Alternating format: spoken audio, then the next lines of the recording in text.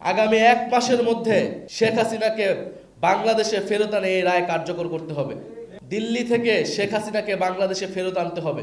নিরাপত্তা উপদেষ্টা ভারত সফর করছেন। আমরা আশা করব এবং আমরা দাবি জানাবো তিনি শেখ হাসিনাকে সাথে নিয়ে বাংলাদেশে ফিরবেন। সেদিন আমরা শপথ নিয়েছিলাম এই হত্যার বিচার আদায় করেই ছাড়বো আমরা। জুলাই বিপ্লবের হাজারো শহীদ এবং কয়েক হাজার আহত যোদ্ধাদের উপর যে জুলুম করা হয়েছিল সেই জুলুমের রায় আমরা আজকে পেয়েছি। বিগত 16 বছর ধরে শেখ হাসিনার নেতৃত্বে আওয়ামী লীগ বাংলাদেশের সাধারণ মানুষের উপরে যে জুলুম নির্যাতন করেছিল, গুম, খুন, মানবাধিকার হরণ, ভোটাধিকার হরণ সহ পিলখানা হত্যাকাণ্ড, শাপলা গণহত্যা এবং জুলাইয়ের গণহত্যা, এই সব কিছুর বিচারের রায় আজকে আমরা পেয়েছি। আমরা এই রায়কে স্বাগত জানাই এবং আমরা মনে করি বাংলাদেশের বিচারিক ইতিহাসে এটি একটি মাইল ফলক হয়ে থাকবে।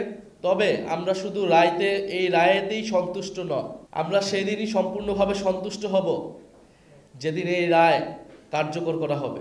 আমরা যেদিন আমাদের জীবদ্দশায় আমাদের চোখের সামনে আমাদের এই কানে আমরা শুনতে পাবো যে শেখ হাসিনাকে ফাঁসিতে ঝুলিয়ে রায় কার্যকর করা হয়েছে, সেদিনে আমরা শান্তি পাবো। সেদিনই জুলাই বিপ্লবের শহীদদের আত্মা শান্তি পাবে।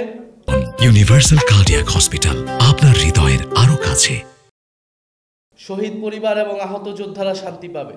ফলে আমরা জোর দাবি জানাবো যে এই রায় দ্রুত সময়ের মধ্যে কার্যকর করতে হবে এবং অবিলম্বে দিল্লি থেকে শেখ হাসিনাকে বাংলাদেশে ফেরত আনতে হবে এবং সেটার জন্য অন্তর্বর্তী সরকারকে যথাযথ ভূমিকা এবং কার্যকর উদ্যোগ নিতে হবে। আমরা শুনতে পেয়েছি অন্তর্বর্তী সরকারের নিরাপত্তা উপদেষ্টা ভারত সফর করছেন। আমরা আশা করব এবং আমরা দাবি জানাবো তিনি শেখ হাসিনাকে সাথে নিয়ে বাংলাদেশে ফিরবেন।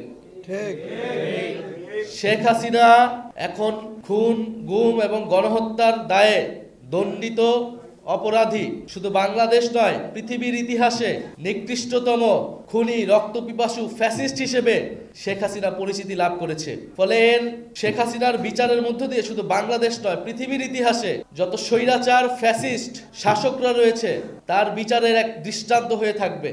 ফলে আমরা এটি দাবি জানাচ্ছি যে আমাদের শেখ হাসিনার এই রায়কে, আন্তর্জাতিক অপরাধ ট্রাইব্যুনালের রায়কে দ্রুত সময়ের মধ্যে কার্যকর করতে হবে। আগামী 1 মাসের মধ্যে শেখ হাসিনাকে বাংলাদেশে ফেরত আনে এই রায় কার্যকর করতে হবে।